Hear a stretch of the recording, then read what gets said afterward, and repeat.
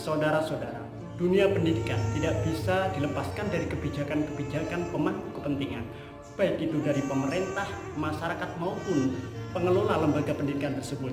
Keputusan-keputusan yang diambil dari kebijakan-kebijakan dunia pendidikan akan berdampak secara nyata terhadap keberlangsungan suatu lembaga pendidikan, sehingga perlu adanya tatanan dalam pengambilan kebijakan dalam dunia pendidikan. Untuk itu, perkenalkan kami dari kelompok 2 program studi Magister Pendidikan Dasar Universitas Muria Kudus mempresentasikan tentang pentingnya kebijakan dalam dunia pendidikan. Tetapi sebelumnya, izinkanlah kami memperkenalkan anggota kami. Perkenalkan, nama saya Ahmad Fahimi dengan nomor induk mahasiswa 2019030005. Terima kasih. Assalamualaikum warahmatullahi wabarakatuh. Perkenalkan, nama saya Ahmad Rifai, nomor induk mahasiswa 2019030008. Terima kasih. Assalamualaikum warahmatullahi wabarakatuh. Perkenalkan, nama saya Suseno, nomor induk mahasiswa 2019-03-122. Terima kasih. Assalamualaikum warahmatullahi wabarakatuh. Perkenalkan, nama saya Ilham Maulana Sani dengan NIM 2019-03-054. Bismillahirrahmanirrahim. Assalamualaikum warahmatullahi wabarakatuh. Rekan-rekan mahasiswa Magister Pendidikan Dasar yang berbahagia, yang terhormat Ibu Dr. Sri Utaminingsih MPD selaku dosen pembimbing kami, dosen pengampu mata kuliah Perencanaan dan Pengelolaan Pendidikan. Pada kesempatan kali ini dari kelompok kami, kelompok 2, perkenankan kami akan menyampaikan sebuah materi, sebuah topik tentang kebijakan sekolah. Namun demikian, sebelumnya perlu kami sampaikan bahwa dari kelompok kami, kelompok 2, beranggotakan yang pertama saya sendiri, Suseno, kemudian yang kedua saudara Ahmad Rifai, kemudian yang ketiga Ahmad Fahimi, dan yang keempat adalah Ilham Maulana Sani, yang pada kesempatan kali ini akan secara bergiliran, secara bergantian menyampaikan materi tentang kebijakan sekolah. Rekan-rekan yang berbahagia, setelah memasuki era otonomi daerah yang ternyata desentralisasi pendidikan memberikan peluang yang sangat luas kepada kepala sekolah, sehingga semakin dirasakan banyak manfaatnya untuk membuat sebuah kebijakan pengembangan sekolah untuk mempercepat kemajuan masyarakat. Pada saat ini masyarakat membutuhkan banyak sekolah yang benar-benar berkualitas dalam bidang manajemen, program pengajaran, iklim, dan kepemimpinan sekolah. Untuk itu sangat penting adanya kebijakan sekolah tersebut. Rekan-rekan yang berbahagia, pada tema kami tentang kebijakan sekolah nanti akan kami bahas satu persatu subtema. Yang pertama adalah definisi apa itu kebijakan sekolah itu sendiri. Kemudian yang kedua tentang latar belakang kebijakan yang dilakukan oleh sekolah. Kemudian yang berikutnya juga akan kami bahas berbagai hal tentang tujuan kebijakan, mengapa dilakukan kebijakan, kemudian juga karakteristik. Ada beberapa karakteristik kebijakan yang akan kami sampaikan pada kesempatan kali ini. Kemudian juga ada proses kebijakan, bagaimana prosesnya untuk melakukan sebuah kebijakan juga akan dijabarkan pada kesempatan kali ini.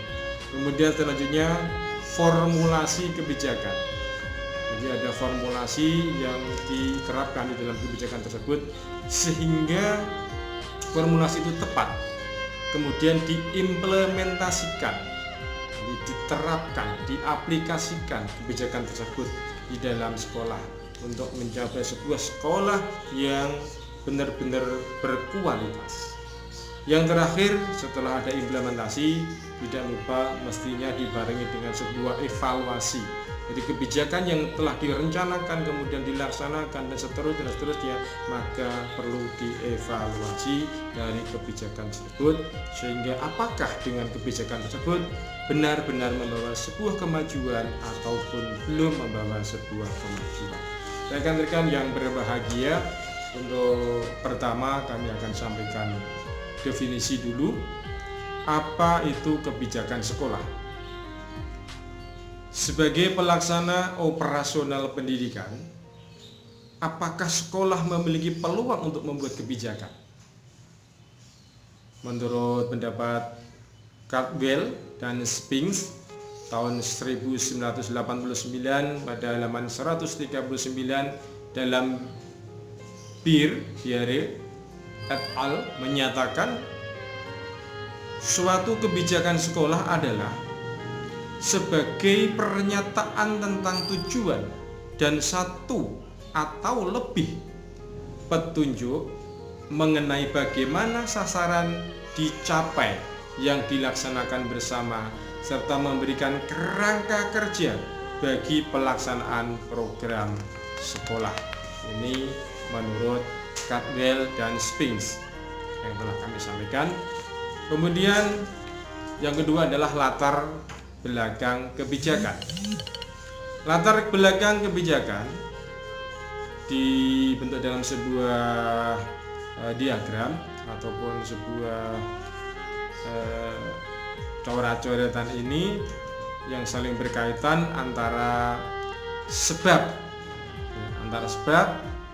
kemudian kebijakan itu sendiri dan juga akibat. Jadi keterkaitan antara sebab, kebijakan, dan akibat dari kebijakan suatu sekolah diterapkan. Oke rekan-rekan yang berbahagia, untuk materi selanjutnya akan disampaikan oleh rekan kami, karena kami berempat merupakan suatu kelompok yang solid, sehingga kami akan membagi materi ini, dan nanti setelah disampaikan materi sampai tuntas, monggo nanti akan memberikan masukan, memberikan kritik, memberikan saran, kita bicarakan materi tentang kebijakan sekolah ini, di mana merupakan sebuah materi yang sangat pelik tentang kebijakan ini, karena yang namanya kebijakan biasanya itu akan menyimpang dari sebuah aturan yang utama. Oke, terima kasih dari kami. Monggo rekan yang lainnya untuk menyampaikan materi berikutnya. Dari kami cukup sekian, dan selamat menyimak materi berikutnya. Assalamualaikum warahmatullahi wabarakatuh. Tujuan kebijakan dalam bidang pendidikan adalah untuk memastikan agar tujuan pendidikan nasional yang telah ditetapkan dapat dicapai secara efektif dan efisien.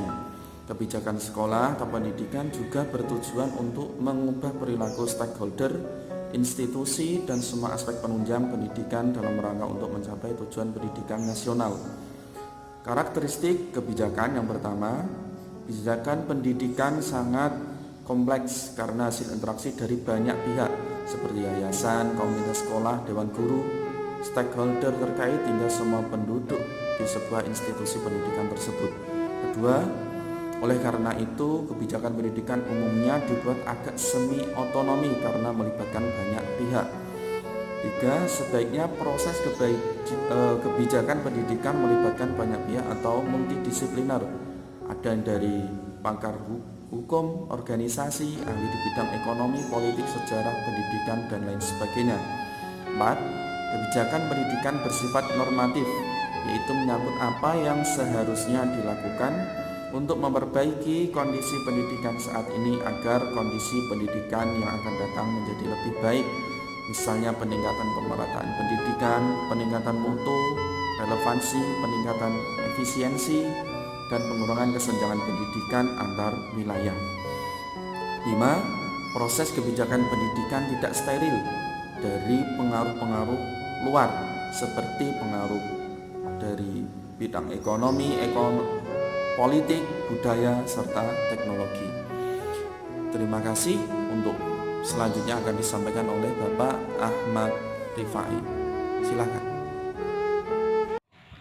Baik, terima kasih Mas Irham. Saya akan melanjutkan materi tentang kebijakan. Saya akan melanjutkan dari apa yang disampaikan Mas Irham. Selanjutnya adalah asas-asas pembuatan kebijakan. Asas-asas pembuatan kebijakan ini yang pertama, kebijakan menggambarkan aspirasi yang terkena kebijakan. Yang kedua, tujuan kebijakan yang akan dicapai harus ditulis dengan jelas. Yang ketiga, materi muatan atau isi kebijakan mendukung ketercapaian tujuan kebijakan. Asas selanjutnya yang nomor 4 yaitu kebijakan bermanfaat bagi yang terkena kebijakan. 5. Kebijakan mampu menjamin keadilan. 6. Kebijakan menjamin pemerataan kesempatan atau persamaan kesempatan atau equality of opportunity. Aksesibilitas, keadilan, kewajaran atau equity, kualitas atau mutu, relevansi, dan efisiensi. Asas yang ketujuh yaitu kebijakan realistik untuk mencapai tujuan pendidikan nasional yang mencakup A.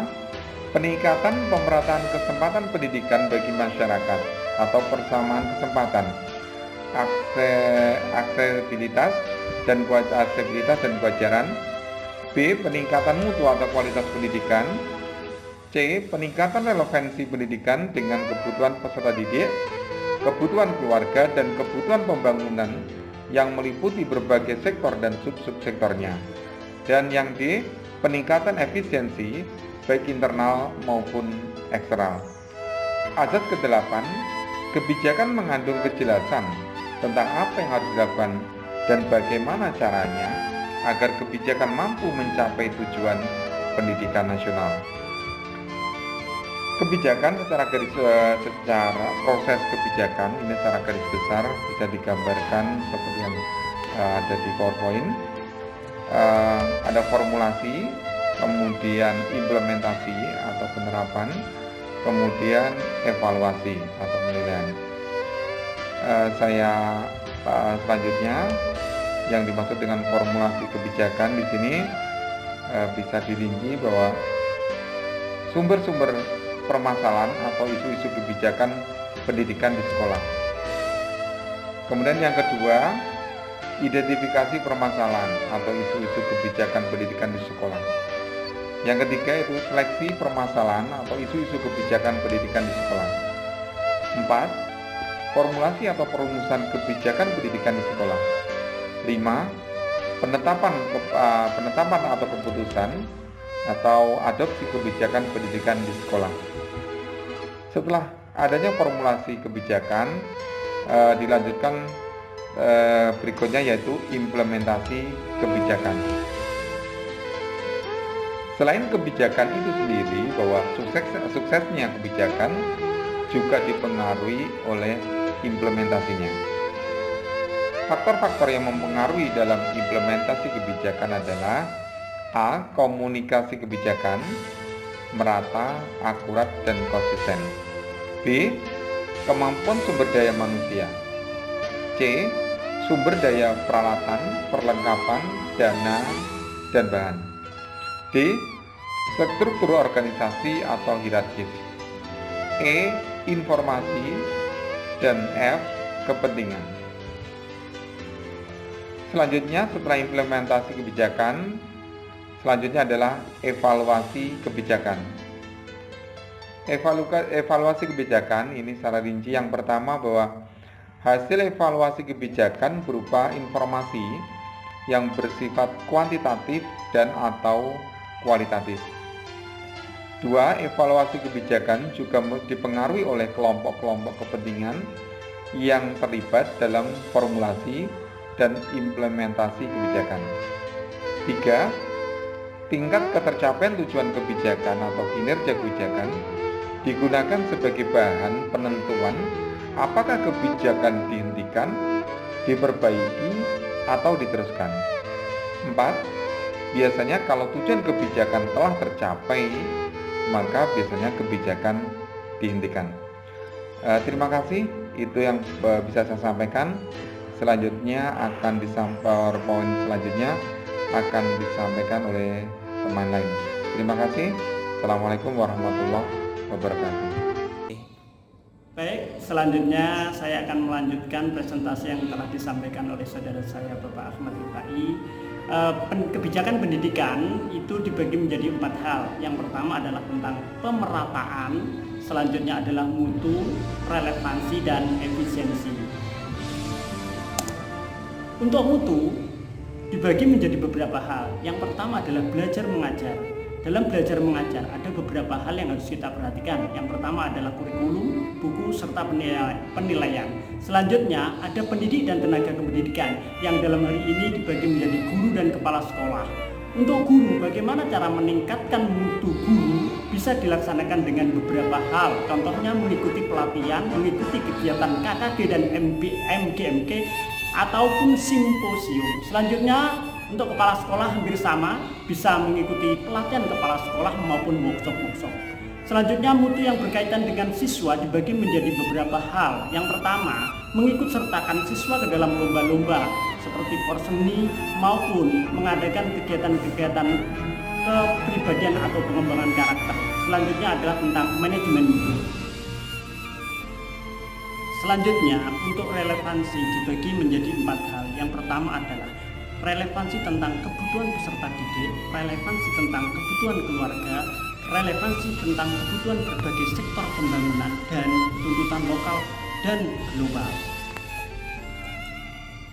Untuk efisiensi, ada 3 hal yang harus kita perhatikan. Yang pertama adalah efisiensi finansial, yang di sini dibagi menjadi 3, yaitu efisiensi finansial dari pemerintah pusat, pemerintah provinsi, dan pemerintah kabupaten serta kota. Selanjutnya untuk efisiensi kerjasama dibagi menjadi 2, yaitu efisiensi kerjasama bilateral dan multilateral. Selanjutnya efisiensi tentang monitoring dan evaluasi dibagi menjadi 2 hal juga, yaitu internal dan eksternal. Saudara-saudara, cukup sekian presentasi dari kami kelompok 2. Semoga presentasi kami dapat memberikan masukan pengetahuan yang berarti bagi perkembangan dunia pendidikan. Selanjutnya atas nama kelompok 2 kami ucapkan terima kasih atas segala perhatian dan mohon maaf atas segala kesalahan dan kekurangan dalam presentasi kami. Wassalamualaikum warahmatullahi wabarakatuh. Maju terus dunia pendidikan Indonesia. Yes!